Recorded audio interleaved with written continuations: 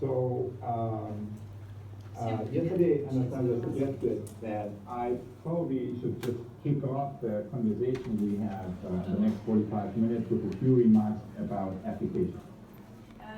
Наверное, мне надо продолжить тот разговор, который уже был начат, с таким акцентом по применению теории ее на практике. Мы отключились.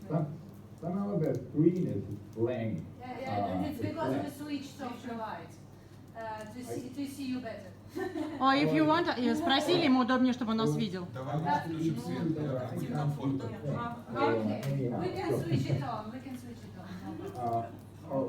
Yeah, no, it's okay. So I think it's more important you see me, although I enjoy seeing you as well. But before we switch off the light, one question. No, now it's okay. You have participated in ULab or in any kind of youth year-related activity before? Сколько из вас уже участвовали в какой-то деятельности, связанной с ULab? Okay, it's about 8 people or 8-9 people. All right, fantastic. So I remember in the ULabs kind of seeing like the Impact Hub Moscow kind of once a picture there. So probably that's kind of where you've been meeting or some other place. So I'm very happy to connect, particularly as I've been in Moscow and Russia before, but I haven't been in a while. So it's and I have not been there very often. So it's wonderful to connect with you this way. It's fine for you to switch off the light so you can see me better. Okay. Можно выключить свет, чтобы лучше видеть Отто. Он всем посылает пламенный привет. Он бывал раньше в Москве, хотя очень редко здесь бывает. И очень рад снова соединиться с нами. Okay. So Anastasia suggested that maybe I start with a little application or so. So how theory U is used in organization today. Анастасия предложила Отто рассказать немного о том, как практически применяется теория Ю сейчас в корпоративном мире. And a first application that comes to my mind is a big global automotive organization where theory U is used for on the HR side for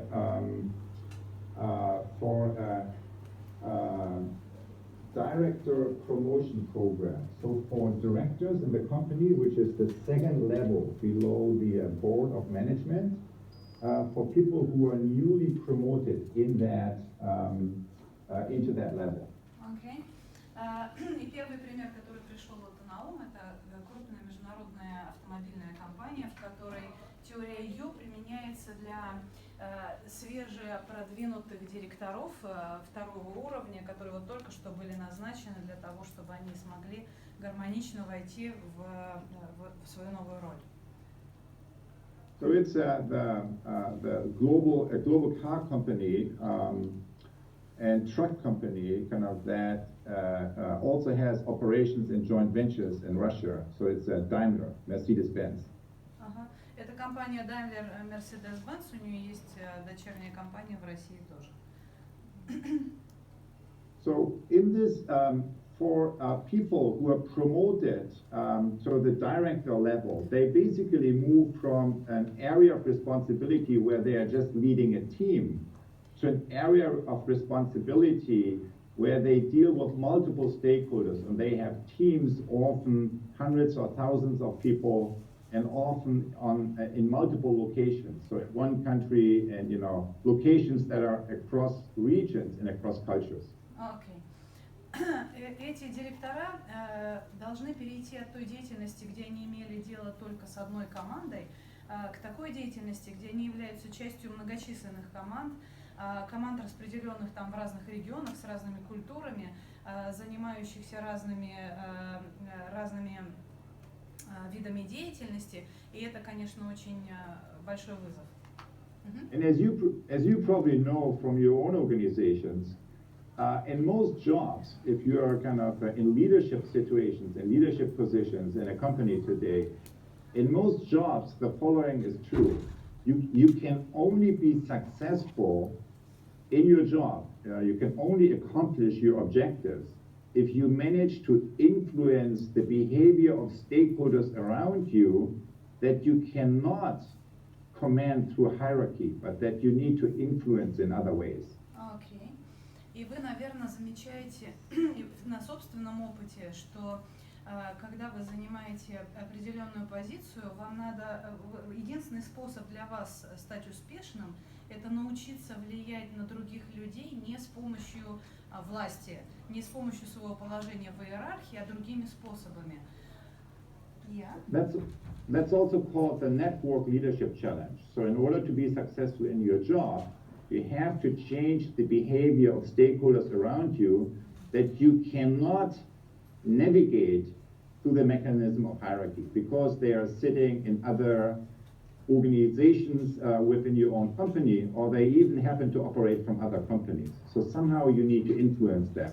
How do you do that? И каким-то образом вам надо, это называется сетевое влияние, что-то такое, да, управление влиянием, когда вам приходится влиять на людей, ключевых стейкхолдеров, да, я надеюсь, это слово понятно большинству в зале, вам приходится на них влиять, при этом инструментов властных влияния на них через иерархию у вас нет. И вам надо по-другому это делать. И каким образом вы это делаете? Well, that's the big question on the table. How do I change the behavior of stakeholders that I cannot influence through hierarchy? And the answer to that question is through quality, through improving the quality of your relationship, through improving the quality of your conversation and listening. И вот ответ на этот вопрос, большой вопрос, который стоит перед нами, это то, что единственный способ влиять на этих людей через улучшение качества вашего взаимодействия с ними, через улучшение качества коммуникации и качества вашего слушания этих людей. So that's why the company opted to bring Theory U into the core training of the leadership. И именно по этой причине эта компания привлекла теорию Ю, сделала теорию Ю ключевым звеном своей кампании по обучению новых директоров. Now, how does that work? What does that look like? I will just give you a broad stroke picture for that, so you have a little bit like you can imagine what that looks like in practice. Okay, great. И то, как это выглядит на деле, то, как это работает, я вам сейчас такими большими мазками расскажу, чтобы вы получили представление о том, как это выглядит в реальной жизни. So in practice, it looks like a three-step process. На практике это выглядит как трехступенчатый процесс.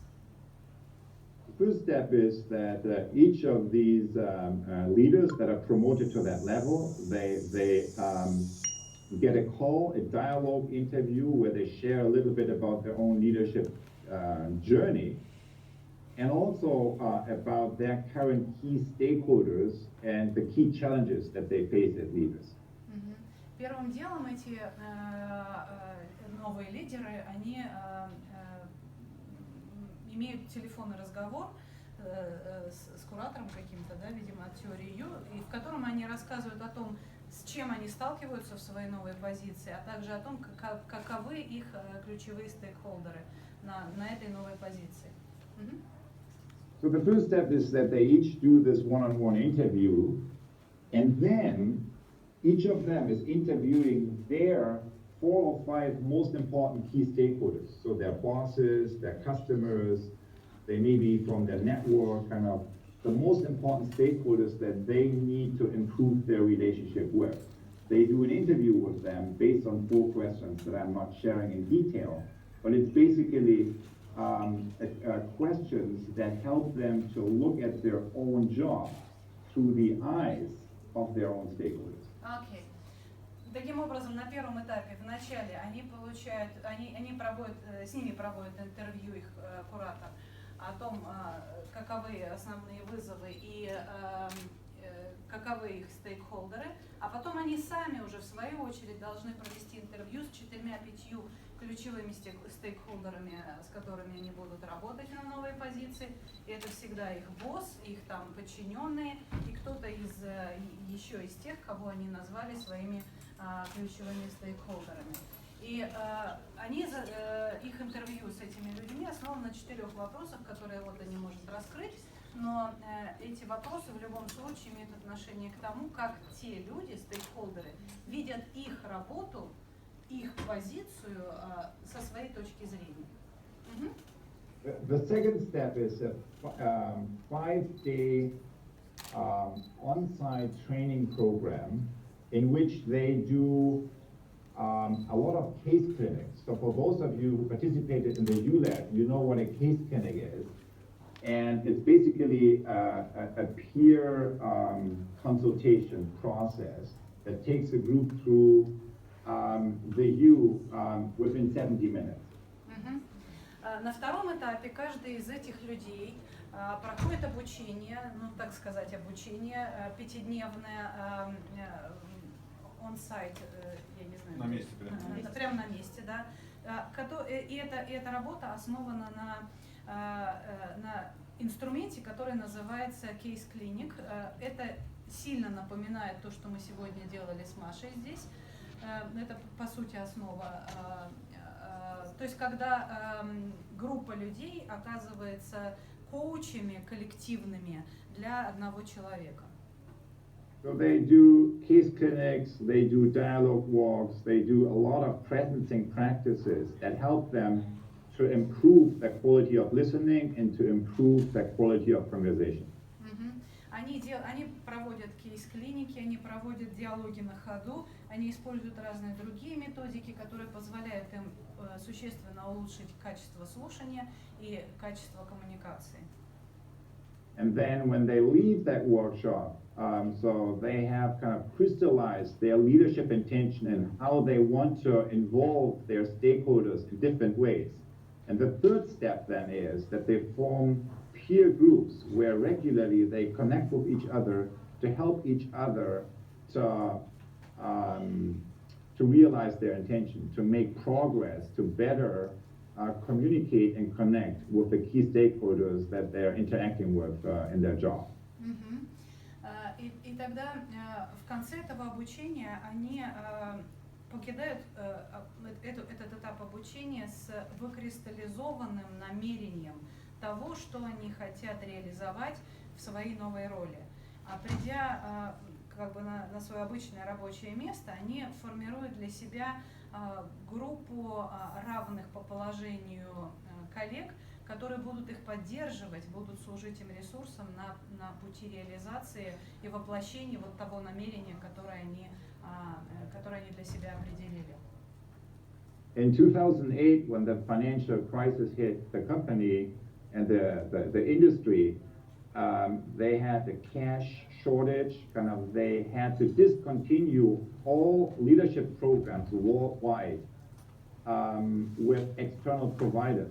But the only leadership program that they did not discontinue is this one, because they thought that's so critical for their core leadership DNA that they kept this one going.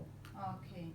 В 2008 году, когда случился мировой экономический кризис и компания потерпела убытки, они прекратили естественным образом, как все компании делают, все лидерские программы за исключением этой, потому что эту они воспринимали как ключевую и жизненно важную для дальнейшего существования компании. So that's one use of the U process. Basically, it's an HR use for leadership capacity building. Это один из способов использования теории U. Это HR-овская форма использования теории U в бизнесе. A second use is that's also quite frequent is in the area of strategy and business innovation. А второй способ использования теории U это в области разработки стратегии и инноваций в бизнесе. Basically, in all industries, we currently face the same situation, which is challenges of disruption. The old way of doing the business is being disrupted, and therefore you need to reinvent what you're doing. You need to reinvent your business and your value proposition. И по всему миру, по-видимому, мы сталкиваемся с тем, что бизнес, как раньше, стал невозможен. Приходят так называемые разрушительные инновации, которые делают продолжение прошлого пути невозможным, и нам надо заново изобрести свой бизнес с нуля. So, for example, we are working with an engineering group now, a global company that's headquartered here in the US that does a lot of business in the old transportation industry. And they are hit by the clean energy and transportation disruption. So they, within the next 5 years, need to reinvent entirely the way they are operating and kind of the products that they are and the services they are focusing on, because their old business, kind of combustion engine and traditional transportation-based business, will go out of the window within the next 10 years. Вторая компания, которую я хотел привести в пример, это инженерная компания, которая, я так поняла, разрабатывает двигатели, что-то там с двигателями внутреннего сгорания, которые на самом деле через несколько лет вылетят в трубу, вообще будут никому не нужны, из-за того, что общество перейдет к использованию чистых источников энергии.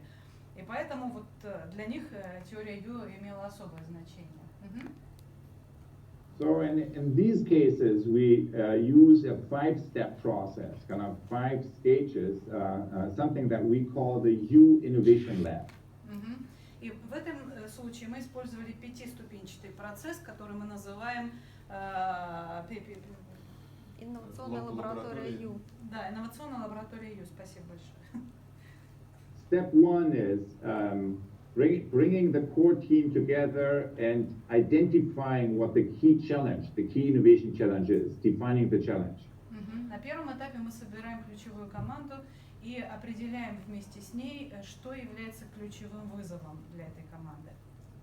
Step 2 is learning journeys. So you basically go out into the world and you go to the places of most potential. You try, you try to understand the forces of disruption. So for example, the clean energy disruption has to do with renewable energy. It also has to do with digitization.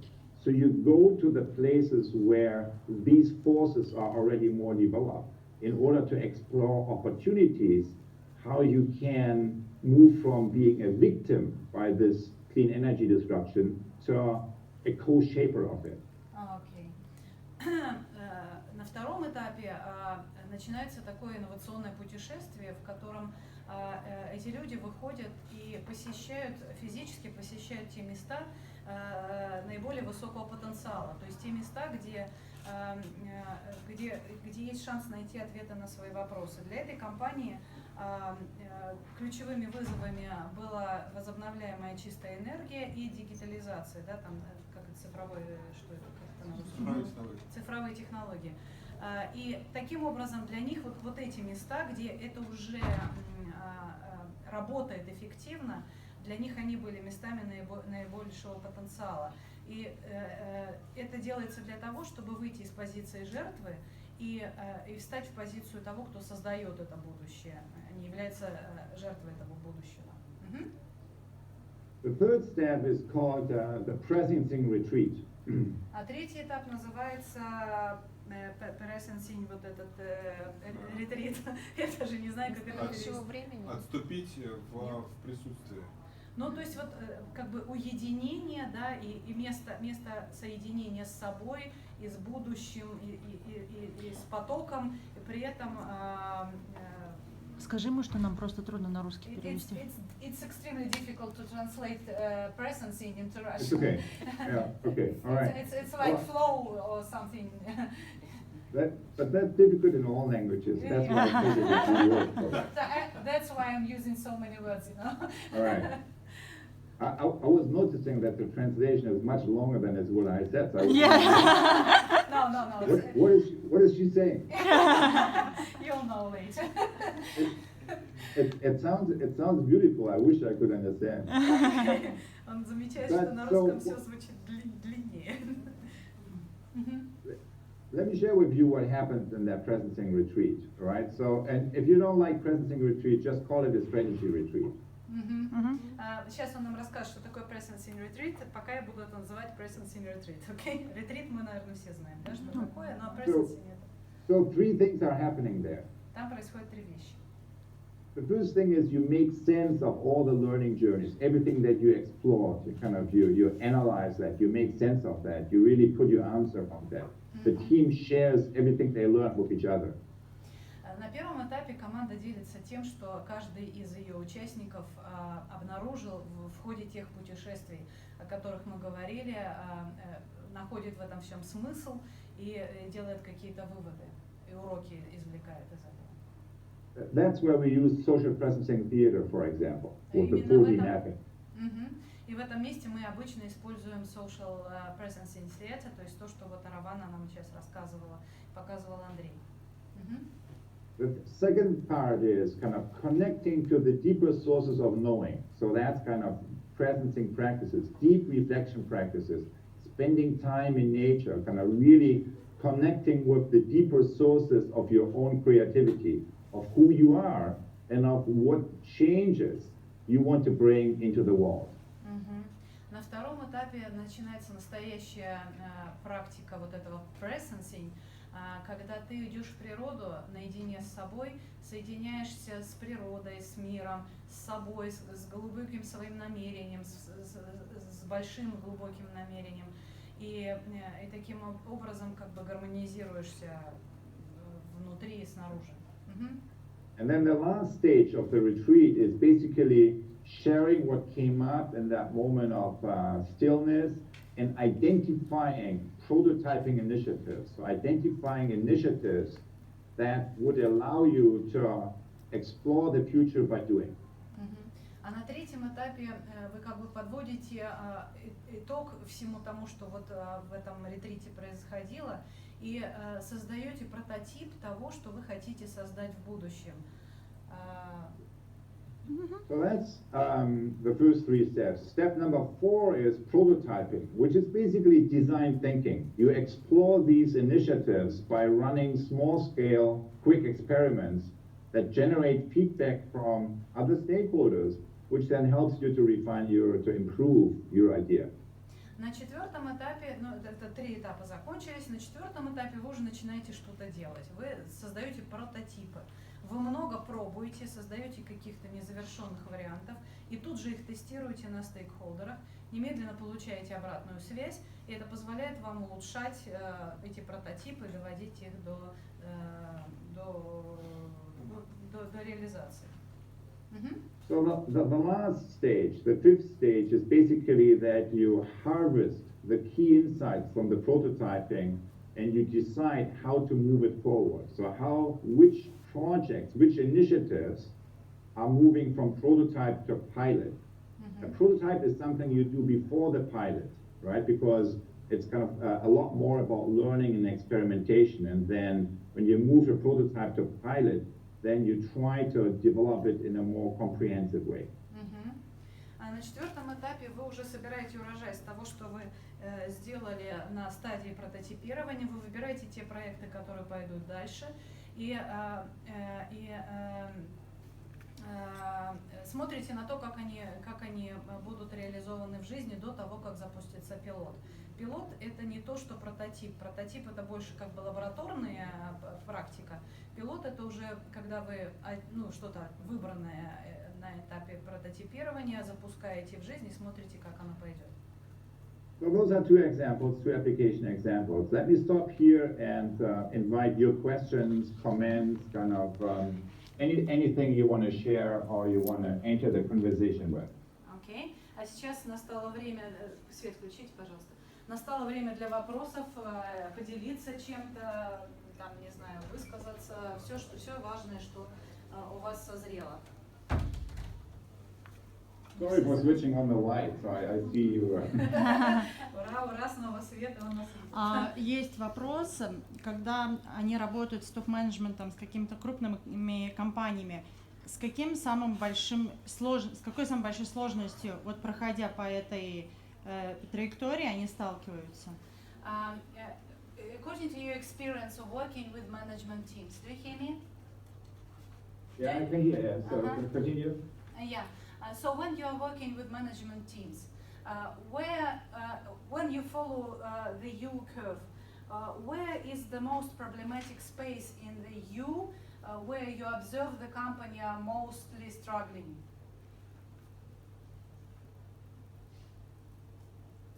That's an interesting question. Вопрос интересный. It depends.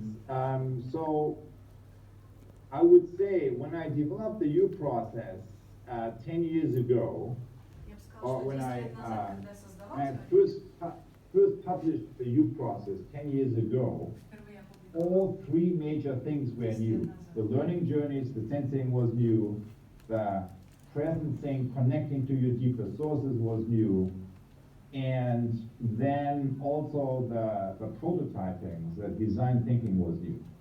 All three things were new. All three major movements were new.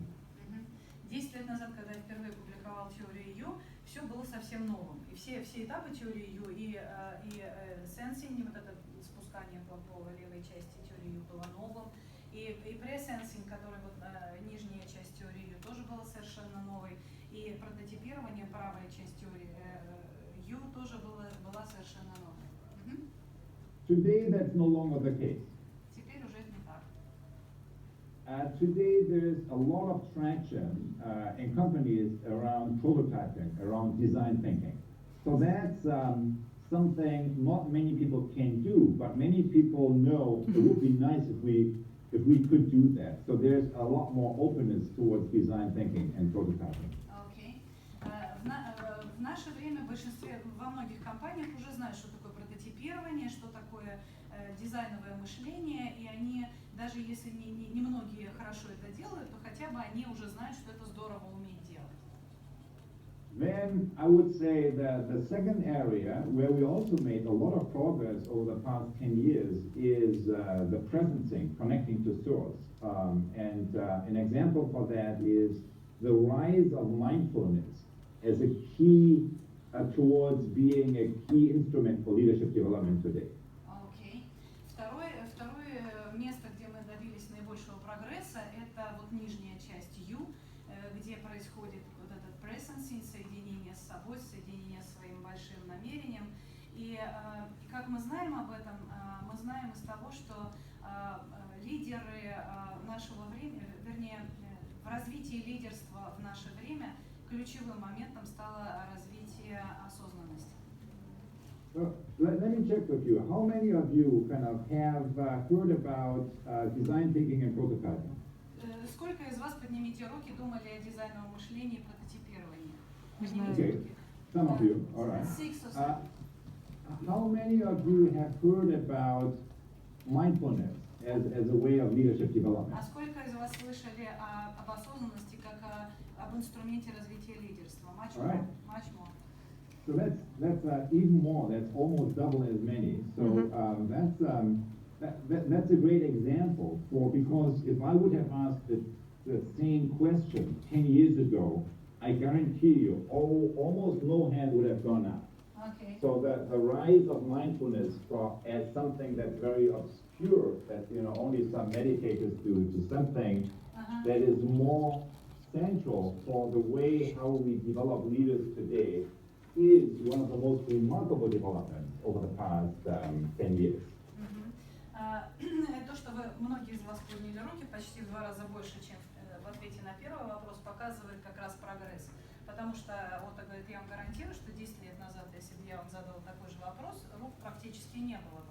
И все бы думали, что осознанность это что-то для йогов, для тех, кто там в ретритах и так далее, да, там для тех, кто, упаси Боже, медитирует, это особые люди, они не медитируют. Вот этот подъем осознанности, ее важности, ее принятие людьми бизнеса, это как раз ключевой прогресс, который случился за последние 10 лет. But here's the problem with mindfulness. Но с осознанностью есть проблема.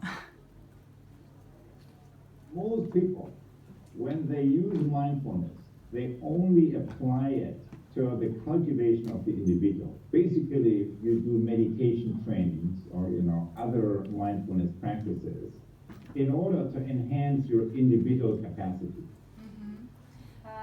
Люди в основном используют осознанность в развитии индивидуальной осознанности, индивидуальное развитие личности и больше никак. So you train a lot of individuals, and then they come back from these training programs and they go back into their old organizations, and what's happening? Nothing has changed.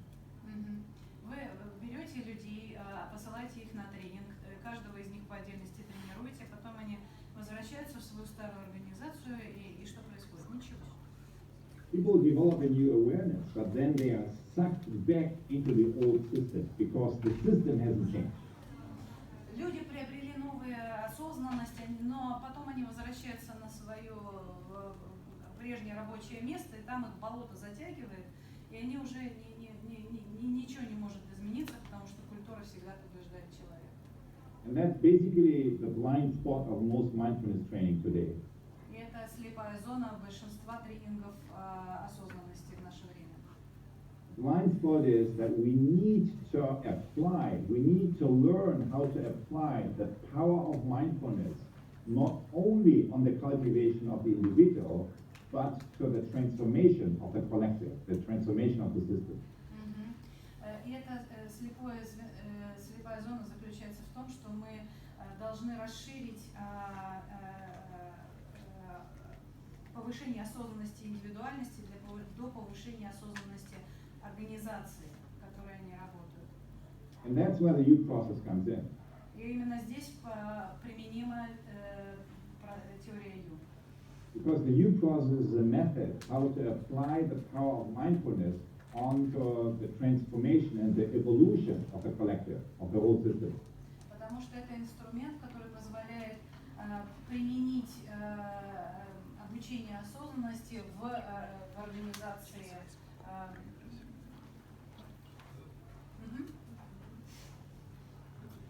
На коллективном уровне.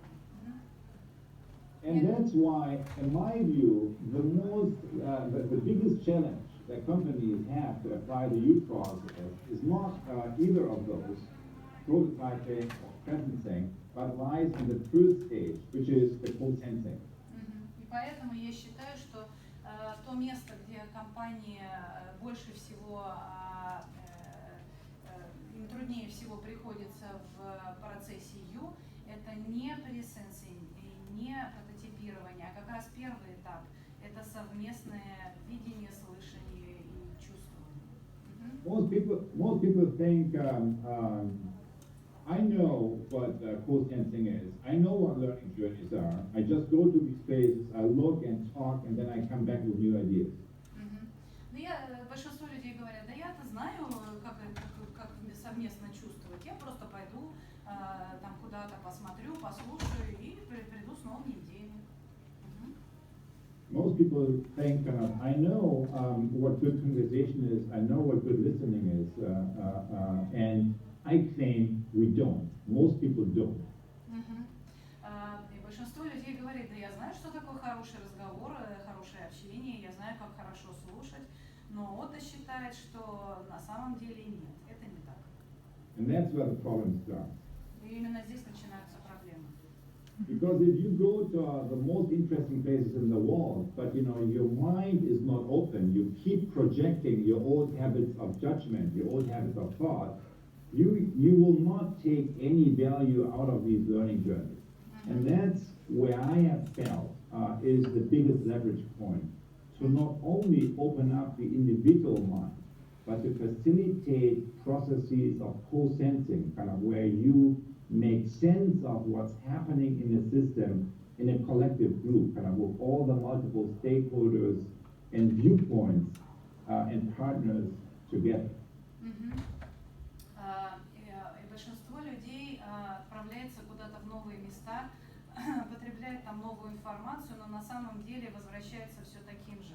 Потому что если ваш ум закрыт, то вы не потребляете, вы не получаете ничего нового, несмотря на то, что оно там есть. И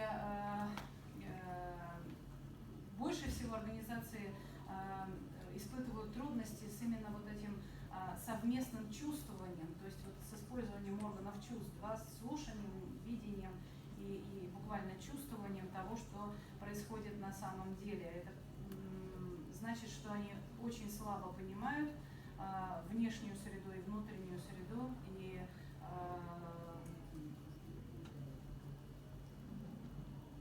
ну да. Простите, я уже вот такими длинными предложениями говорю. Все хорошо. Okay. Yes.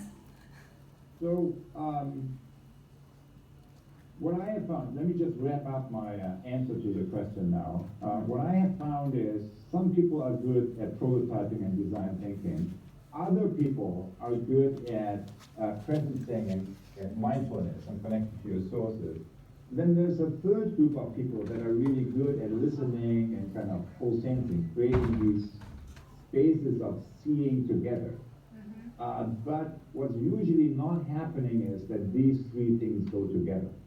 Some people just, most people focus just on one of these capacities and not on all three of them.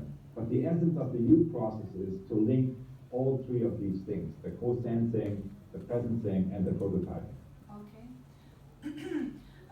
Чтобы завершить ответ на этот вопрос, Отто говорит, что есть группы людей, команды, которые очень хороши в прототипировании.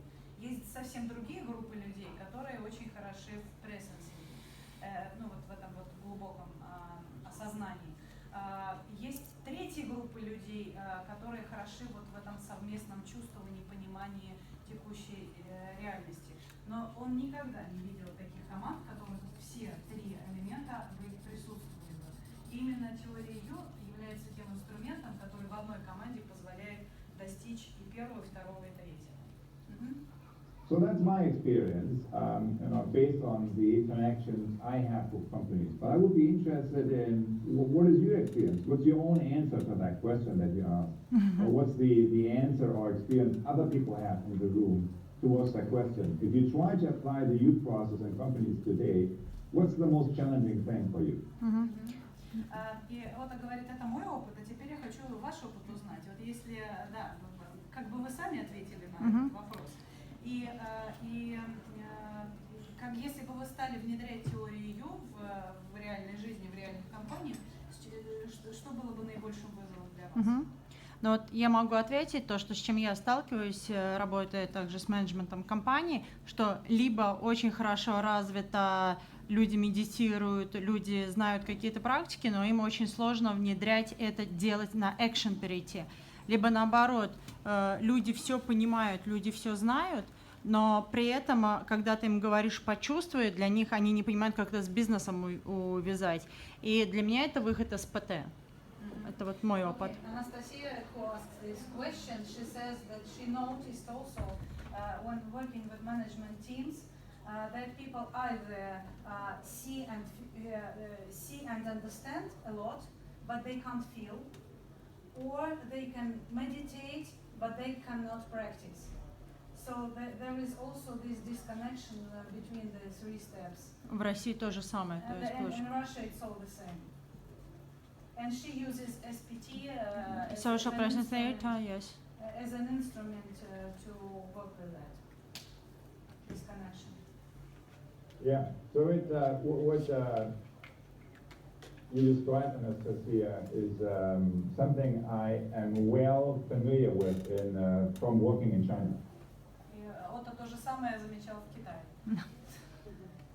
So what I find there is very good kind of mental capacities and also very pragmatic in doing things, but the middle aspect, kind of the feeling and the relational intelligence, you can say, the emotional relational intelligence, that's the least developed. And that's where you need to focus on in order to unlock collective creativity and collective intelligence.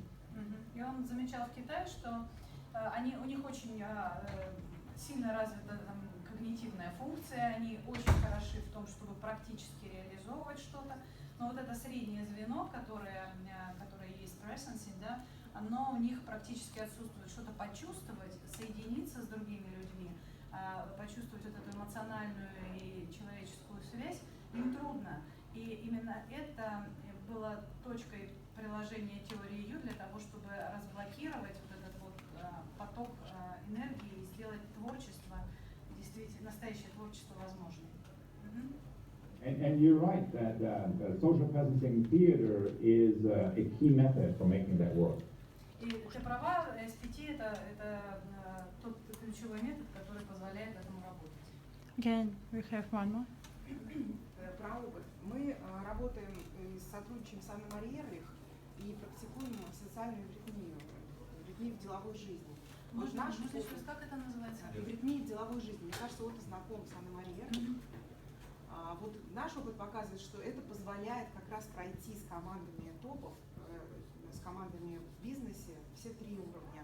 Может быть, есть ли у него опыт такой? Потому что я так... А в чем вопрос? Еще раз, вопрос в чем? Позволяет ли это на практике быстрее, да, улучшить процесс? Именно ваш метод? Да. То есть как можно применить? Окей, да. From the team, there are people from the team who know Anne-Marie Ehrlich, who does the social eurythmy, and they say that it tremendously helps to get through this bottleneck that you were just describing. And do you think it is the right way? Absolutely. And I'm so happy that you mentioned her, and I'm so happy to see that some of you are related to Anne-Marie Ehrlich. И здорово, что вы с ней связаны и это используете, это прекрасно. I worked with her. I saw her working when I was a student in a company in Germany, and I have been a big fan of her work. And just earlier this year, I have met people, and I tried to get back in touch with her, and she did. So I will take your comment as a further reconfirmation that she and I should meet in the near future, and we should try to connect more closely our work. And I would love to maybe connect that with what you guys are doing in Moscow or in Russia. So I'm a big fan of her work, but I have not worked directly with her for the past 20 plus years. But I think now it's about time to reconnect, and I couldn't agree more with what you said. Окей, Отто говорит, что здорово очень, когда был студентом в Германии, он с ней встречался, и сейчас вот есть уже много признаков того, что ему надо с ней снова встретиться, и он будет воспринимать ваше напоминание как еще один фактор, который его будет так сближать с ней, и он обязательно там это сделает. И будет рассказывать ей о том, что в России это тоже... Так она и работает в России. Ну, как раз она программу здесь проводит. Окей. Окей. У нас, к сожалению, нет времени. I'm sorry, the time is over. Oh, I forgot about it. Thank you so much. For our team, for all our team, thank you so much, Otto. It's so important for us that you speak with the Russian people. And I think this is the start of your lab community in Russia. Yes, and this is the only first step. And okay, in our future, we do a second step and third step. We will. We will. Okay, thank you.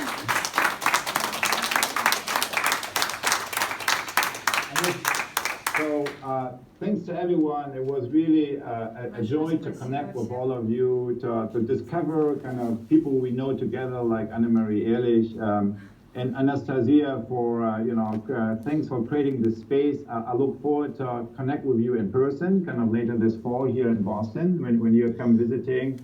I hope.